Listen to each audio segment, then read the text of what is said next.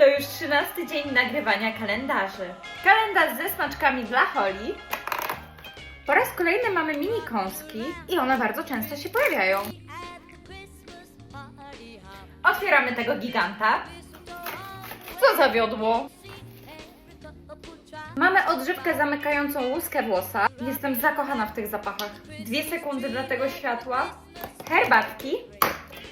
Mamy herbatę Christmas Black Tea, czyli herbata czarna o smaku pomarańczy, cynamonu i wanilii. I ona jest bardzo dobra. Zobaczymy, co dla nas ma Rituals. W okienku mamy kostkę do mycia ciała i włosów. Mój ukochany kinderek. Będzie jajo. Jajo, jajo, jajo! Jajo. Janki. Mamy taką świeczuszkę. Dzięki za oglądanie i do zobaczenia!